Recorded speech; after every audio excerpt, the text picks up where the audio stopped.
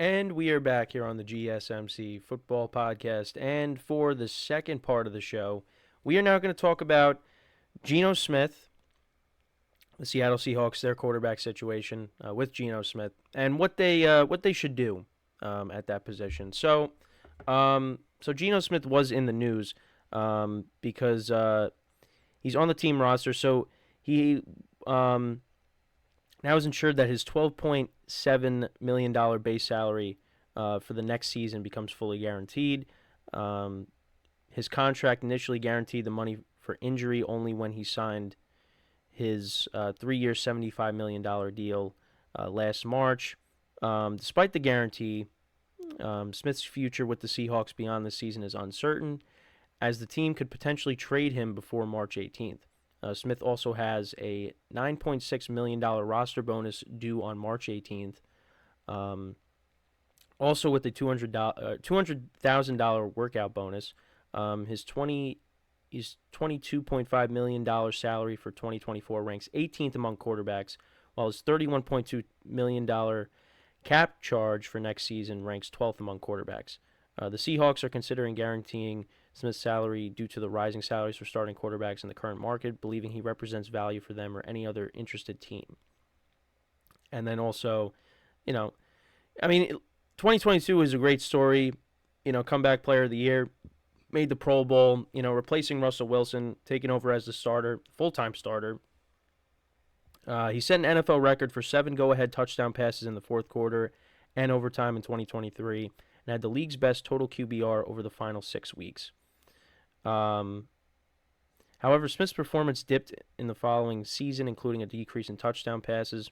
Despite his achievements, neither Seattle's general manager John Snyder nor coach Mike Macdonald have publicly committed to Smith as the starter for 2024. Macdonald referred to Smith as a really good player, but hinted at his uncertain future during his introductory press conference, news conference. I said press conference, but what I had down was news conference. But yeah, same thing. So yeah, lot to unpack there. So yeah, I mean, Geno Smith in 2022 had a good season. Seahawks ended up making the playoffs thanks to the Lions, defeating the Packers. But then the production kind of went down a little bit, as I just said. And for me, and I've said this before, Geno Smith is a nice player when he's in the right situation. I mean, listen, with the Jets, yeah, it really did not work out. But once he got the opportunity with the Seahawks, it was a better situation. I mean, you're throwing to DK Metcalf and Tyler Lockett. Again, their tight ends aren't that bad. You had Kenneth Walker.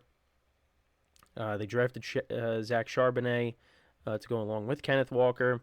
I mean, and of course also Jackson Smith and Jigba this year as well. But yeah, so you go back to 2022. Passed for over 4,000 yards, 30 touchdowns, 11 interceptions.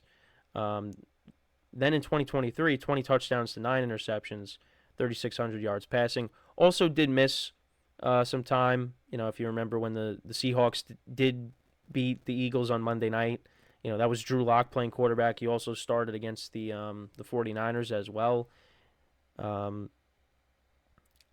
So yeah, I mean, he did miss some time, but yeah, and you even look at the passer rating. I mean, in 2022 it was 100.9, then it was down to 92.1 in 2023.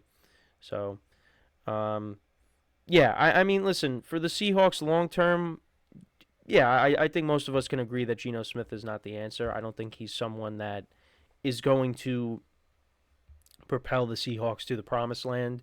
I think they have to upgrade a quarterback. I think it was kind of shocking that Geno Smith, from the beginning of last year, he played well. So they were like, all right, we'll ride out Geno. Because, again, when they traded Russell Wilson, they got Drew Lock in that trade. So they were looking at Drew Lock as possibly being the guy. But, no, it ended up being Geno Smith winning the quarterback battle. And, and then, the rest of the story there. I mean, you go back to after they played the Broncos on Monday night. And, they ended up winning that game. And he said, they wrote me off, but I didn't write back. And, he ended up having a good season, one comeback player of the year. Credit to him for that.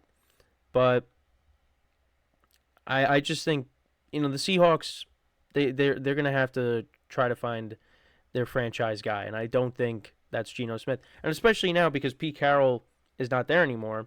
Um, like I said, Mike McDonald in his press conference said, we're not committing to him, but um, so that doesn't mean he's still not going to be on the roster.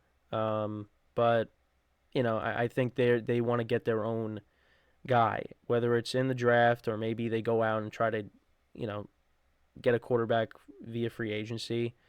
Um, even though not the options aren't that great outside of maybe Kirk Cousins, but again, he's coming off an Achilles injury, so yeah, it's gonna be interesting. And they could also trade him too, like I was saying. I mean, listen, all it takes is one injury, and then all of a sudden, maybe the Seahawks say, okay, we'll give you Geno Smith, and you give us, you know, a couple picks or something like that. Um, so that's possible. But at least for the moment, he's on the team still. Um, you know, I mean, from now until what was that? It was March 18th. I mean, I don't really know if a trade's gonna happen between now and then. Again, maybe if a quarterback gets injured and you know they want to trade him, maybe that ends up happening. But that's more towards when the season is um, about to start. I mean, the season just ended, so but the thing too is, I mean, I didn't really look into what Drew Lock's situation is. I mean, if he's still on the team, because yeah, I mean, you can move off of one of them too if if someone's interested. But yeah, I mean, Seattle. Look, the roster is solid. It's just the quarterback position. They need to figure out what they're gonna do there. And like I said, I don't think Geno Smith is the long term answer. I don't think Drew Lock is the long term answer either. And again, most people know this already. Um, so again, it's whether they figure it out in the draft, trade. I mean, there's some, Justin Fields obviously is a guy that, that was one of the teams that was in the article that I was looking at that could possibly be a fit for Fields. Again, like I just talked about, the pass catchers, the running backs. I mean, they have a solid team, and you bring in Mike McDonald, who's a defensive guy, and he just coached the top defense in the Ravens. So think about what he could do with Seattle's defense. So you know, again, the missing piece is the quarterback because you look at the division. Um, I mean, listen, you still got Matthew Stafford, who is probably the best quarterback in the division. Um, Brock Purdy is a part of the best team in the division, but Matthew Stafford's the best quarterback in the division.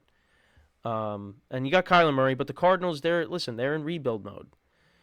So there's still a little bit away from being a playoff contender. So going into next year, I mean, I would say the top two teams in the division, it's obviously the 49ers, and then you got the Rams.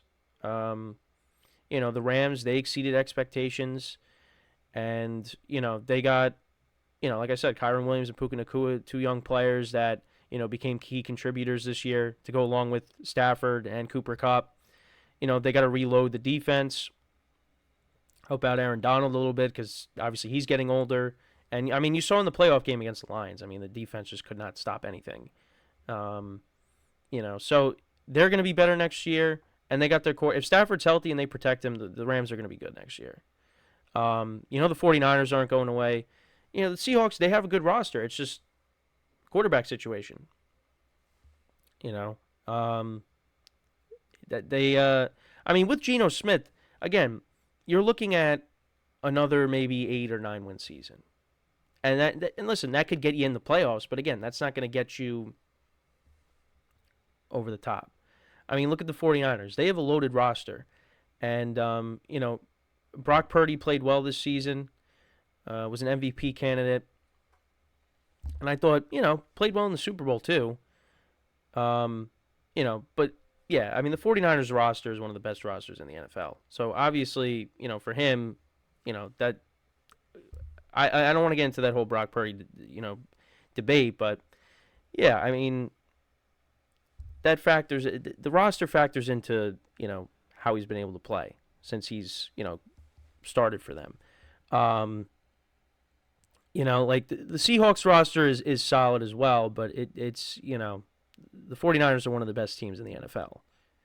And, for Seattle, you kind of need a better quarterback in your system. And, they don't really have that. I mean, listen, both guys won games for them last year, Drew Lock and Geno Smith.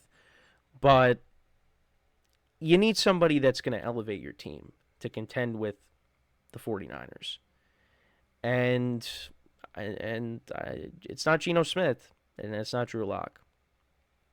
And they lost to the Rams twice last year too. I mean, they almost won the second game, but Jason Myers missed the potential game-winning field goal, and the Rams ended up sweeping them too. So I think they only Seattle only ended up sweeping the Cardinals. Yeah, because they lost both divisional games to the 49ers and the Rams. So yeah, I mean they got some work to do. But listen, I don't think they are not a bad team. Like if they run it back with Geno Smith and he starts next year, yeah, I mean they could be a playoff team. But that's really all they're gonna be. Like I don't see them, getting that far in the playoffs if they make it. The quarterback situation is something they have to figure out. You know, but it's easier said than done. I mean, you're not just gonna be able to find the franchise quarterback, immediately. I mean, it happens for a lot of teams, but it also doesn't happen for a lot of teams. I mean, you look at some teams, they've just kind of been, going in circles for years now. It's hard. And you also got to have the right system in place too. Um, and listen, I think, if Seattle's able to, I mean, we'll see what they do in the draft, but I think they have, it's not, you're stepping into a good supporting cast. So it's not like, with some of these other teams, they draft a quarterback and it's like, well, there's nothing around me. Seattle's got a lot of playmakers around their quarterbacks. It's just they need the quarterback to take them to the next level.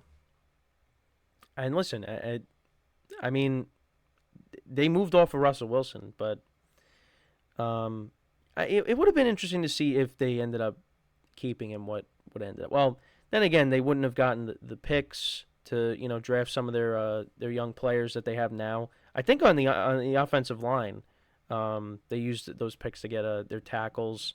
I don't know if I don't remember what I think one of the picks for Witherspoon, their corner. I'm not 100% sure, but if someone knows, let me know. I don't know off the top of my head, but yeah, I mean, listen, that trade worked out for Seattle because I mean, they trade Russell Wilson. The Broncos have a bad season. They ended up making the playoffs, the Seahawks, and they got all those picks. And yeah, it worked out for them. I mean, again, look at what the Jets and the Packers did. I mean, the Jets got Aaron Rodgers, and the Packers still ended up making the playoffs. The Jets, they finished 7-10. Rodgers only played only played 4 snaps. You would think, oh man, the Jets with Rodgers, the Broncos with Russell Wilson, this is going to be great. And I mean, we'll see what happens next year with the Jets and Aaron Rodgers, but it looks like the Russell Wilson and the Broncos that seems to be over, especially when he's putting up his house for sale and taking offers for that. So I don't know. But with the Seahawks situation, it's again another situation to keep an eye on. What do you guys think? Let me know in the comments what you guys think the Seahawks should do. Should they ride it again with Geno? Should they, trade for a quarterback, draft one, sign one? I mean, there's so many things they could do as well. But again, this is a new era with the Seahawks, and now with Mike McDonald as the head coach. Again, it's going to be weird not seeing Pete Carroll on the sidelines because he's been around ever since I started watching. Um, but yeah, let me know what you guys think in the comments. So before we go to break, just want to remind you guys once again to tip or donate and get your comments recognized. Make sure to go to the following link, that is streamelements.com/gsmcsportsnetwork./tip. Again, that really helps the show, makes the show more interactive between myself, the host, and you guys, the viewers. Again, that is streamelements.com/gsmcsportsnetwork./tip. And as always, it is displayed on the ticker on the bottom of the show segment down below. So, with that being said, when we come back from our second break of the show, we'll talk about franchise tag candidates. Who could possibly get those? Who could possibly be franchise tagged from each team? And that'll be the third topic of the show. So, with that being said, stick around, and we'll be right back here on the GSMC Football Podcast.